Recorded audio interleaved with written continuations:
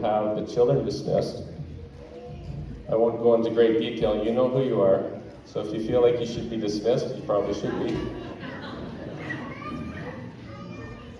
And while the children are going out, I'm going to introduce Byron and Sarah. If you would like to come up.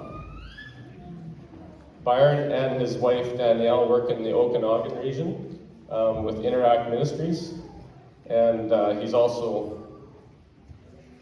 been involved with the town as an employee for a few years and stuff like that, so this is pretty neat. Lord, we thank you for Byron and Danielle and his family, just the ministry that you've given to them and the calling on their life. We pray you bless him as he speaks and just gives us just an idea of what he does. In Jesus' name, amen.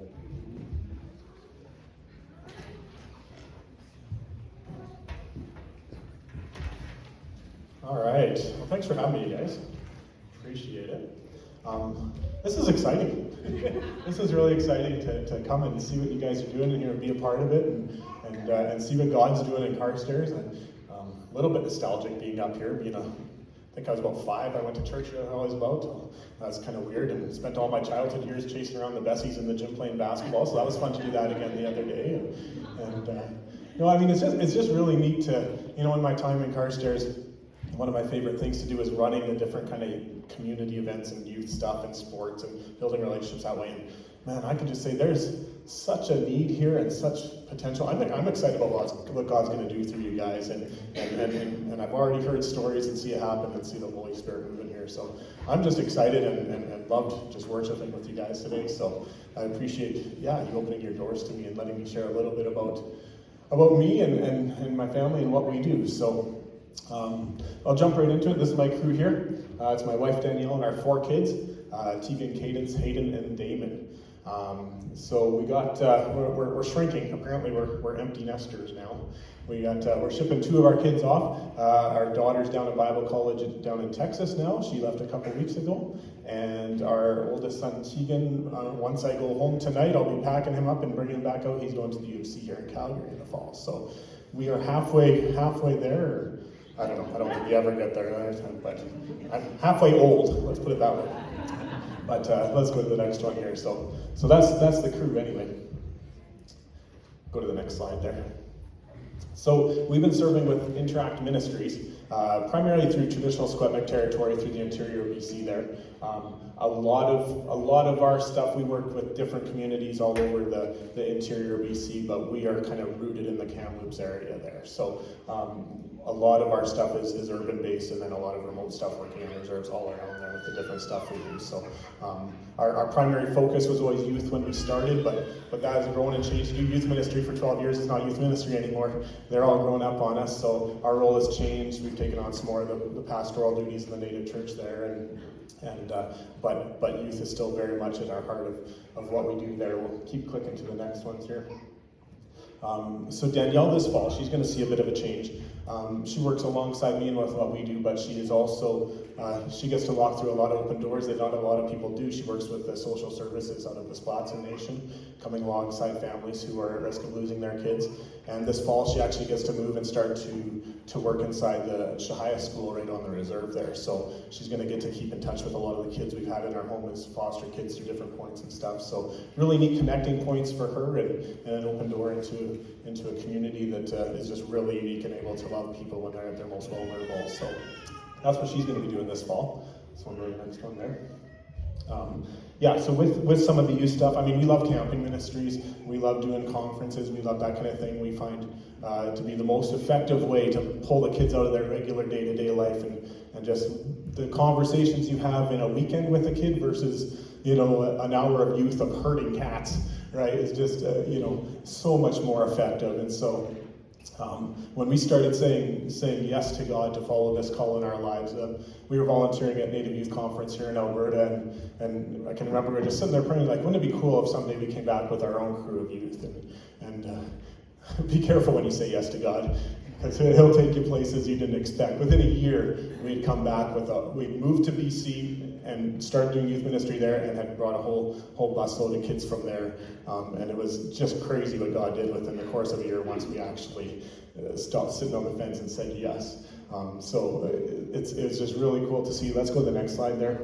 So after going up there for a few years, we've done, the last year we went with a charter bus full of kids, and we're like, this is getting stupid. So we decided something was needed in BC there, and so we started our own youth conference there called Waymaker, and it's been going for I think about 8 years now, and we're doing it twice a year now, as well as some other camping ministries and conference and stuff. You can keep going to the next one there.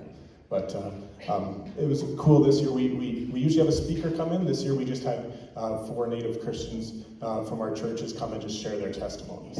So it's just neat the way the kids all kind of attached to somebody different that shared, and just the power of storytelling and sharing what God does in our lives and what that does. Including Danielle, she got to speak, and as well Teddy there, he's a guy from our fellowship in Kamloops there. So just neat to hear how God works in their lives and how that storytelling just resonated with so many of the kids. You can keep going to the next one there. And basically it's a big funnel. We do a lot of big scale evangelism to funnel down and to find those kids that really want to go deep with you, that really want to take their relationship with God to the next level, and that we can love and invest on them and just do day-to-day life with them and mentor them. So you can keep going. And then just some more faces that we work with, so we'll go one more. And then one more. I'm not going to spend a lot of time on these ones here just for the sake of our time here this morning, so we'll go to the next one here. I will touch on this one. This is a new one we're doing this fall with a couple of the different Native fellowships from BC there, so we're going to be meeting together. It's just neat the way God brings different people into your lives at different times. We're going to be doing this with someone I actually went to high school with out at Koinonia here, and hadn't talked to him for 20 years, but he's bought this property with some cabins and a lake on it, so we're going to go do family camp, and we got some kids that want to get baptized out there this fall, so just exciting the way God brings different people into your lives at different times, and you get to end up serving together, so we'll keep going. This is just something that's kind of neat. For those of you who do know me from when I was here, I love the discipleship you get from when you're coaching kids. I love that relationship, how quickly it builds, how quickly the trust builds, and you're able to speak into their lives. And we've been trying to kind of get our foot in the door onto the reserve school there in Kamloops for years, and it just never happened. Timing wasn't there. They're very, very closed, and it's just tough. And then all of a sudden, this fell into my lap last year, where I got to coach these bunch of guys in the Junior All Native tournament. And 10 of the guys on my team down there, I never even knew before this started. So it was just an awesome opportunity to get into that community and to serve and to, I mean, all of you guys know, right? We get to know each other a lot better when we're chasing a ball around than when we're sitting around talking to each other, right? So, no, just a really neat opportunity that God gave us this last year. So we'll keep going. And then just regular weekly youth event and stuff. I don't think we spent any time hardly on our feet when we tried curling. They hadn't done it, and you could tell, it was a lot of fun. We'll go to the next one. Yeah, and then the next one again. So yeah, just doing life with these guys, right? And then this is something we started doing new, especially over COVID. We had to start getting pretty creative. Hung out at McDonald's a lot, but then we found we had to start going to the gym because, I don't know, something happened. But we also did a lot of Costco. That was open too, so we did you can feed a lot of kids at Costco. Those $1.50 hot dogs are a blessing, let me tell you. So, but again, back to the gym, right? So, but this was kind of part of as we shifted as we went back full time to just more of a holistic approach of, yes, the spiritual emphasis is there, and that is always our main emphasis. But we find when we're neglecting the other areas of life, the physical, the emotional, the spiritual, the whole person, and building into these kids, teaching them how to take care of themselves physically, teaching them how to work, teaching them how to deal with money, just the little things that we grow up getting taught and take for granted that these kids don't necessarily have those skill sets. So we took a little different approach when we came back and started doing some different stuff, and we can go to the next one here. You can see, yeah, so I kind of had a bit of a vision for maybe starting a business and seeing if, hey, what if I employed these kids to, and got to work alongside them and do discipleship that way. So this was our trial run. Over the last year and a half, we've been taking them out chicken catching. If you've ever gone chicken catching, it is not pleasant. It is hard work. And I mean, a lot of these kids have never worked a full day in their lives, and they kept coming back. It was great. I mean, good when you pay them cash at the end of the day and they realize why they suffered all day. But it was really cool, and it's just kind of set up that for us where we see that there is a demand for it. So if God doesn't continue to create this vision going forward, and we'll continue to do odd jobs like this in the meantime. But just need to see and be able to work alongside people in the relationship you get from that. So I put this in here mostly because it's just one of the most common questions that I get asked. And I'm not going to go into it too deep just because, we could talk all day about it, but with Kamloops being front and center with the first residential school, doing the unmarked graves and the ground sonar and stuff, so it's kind of ground zero. So I won't talk to it on a national scale so much in the reconciliation, more about personally in our ministry, how it's affected us. Obviously walls are bigger. People who are already resentful about it are more resentful about it, and it's kind of just ripped a Band-Aid off of an old wound. But I have seen a different response. I've seen the older generation almost relieved and thankful, and that their stories are being acknowledged. Let's say it's almost an air of thankfulness among the elders. Whereas the younger generation, I'm finding a lot more anger and bitterness and kind of fueled racism as a result of just, they knew this stuff, but now they're experiencing it for the first time, and it's been a lot harder to work through the younger kids with than the actual residential school survivors, I'm finding. So it's just, so it has played an impact on our ministry. Thankfully, we've been there long enough, have enough good Christian natives in our fellowship that we have a good reputation. But for those that already resented the church and were angry and bitter, it's just kind of made that more difficult and more challenging. But it has been neat to see the elders, and just, when I went and visited the school there, the one lady came up and thanked me just for coming and hearing, and it threw me off. I didn't really know what to say, but just really neat to see the almost a relief in them that their stories are being acknowledged. So that's as deep as I'll go into that today. And then we do have a Native fellowship there in Kamloops, and we're involved in that on a weekly basis. And go to the next one there. One of the kind of trends we saw coming kind of out of COVID and over the changes that we had to do over the last couple of years was the emergence of, we've never had adult men in our fellowship. It's always been women and children, and the guys just don't show up or take any responsibility for their own spiritual lives or their families or anything. And we'll go to the next one here, but we've seen a change. We've got a core of men who not only are showing up and taking it serious, but they're starting to get a vision. It's always been very much a consumer culture. They'll show up to church if the food is good enough. What can I get out of it, right? And they're starting to think outward. How can they share their faith? How can they invite? How can they serve? And I've never seen that in all my years there. And even the missionaries prior to us had never seen that. So super exciting to see the guys stepping up and taking some responsibility and getting excited about serving the God that they follow. This is just a few. It's like I said, we met at McDonald's for men's group because that's all we could do. So that's where we were again there. But we'll go to the next one.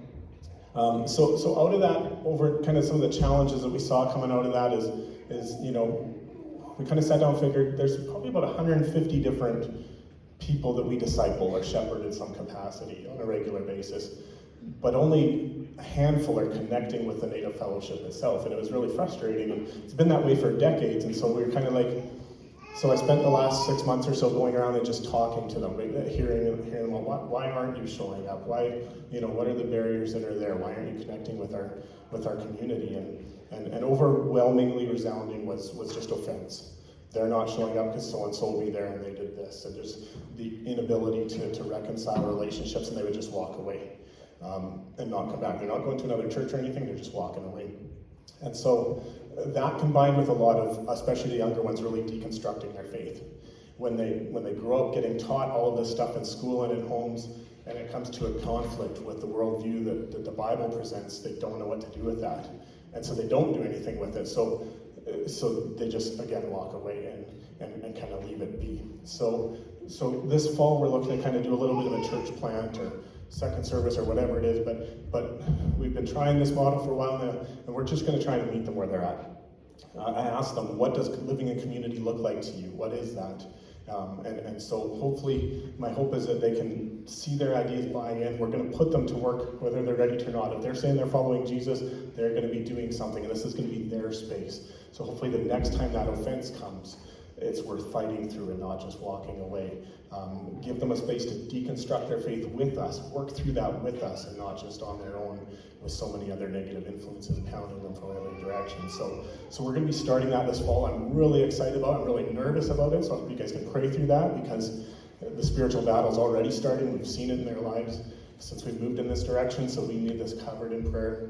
But I'm excited about what God's going to do there, and about, just pursue these kids where they're at. That is pretty much as far as I'm going to go today, just because I'm probably over what I should have been anyway. But we love what we're doing. The need is so great out there still, and we are so grateful that we've had a body of believers behind us that has enabled us to go and serve on the front lines of ministry and see God working firsthand in the lives of all these believers. So thank you guys so much for that, and for letting me come and share our heart with you here today. And I'll hang around in the back for anybody that does want to connect afterwards, and if there's any Bannock left, you're welcome to take it, because I shouldn't eat it on the way home. So, but thank you guys so much.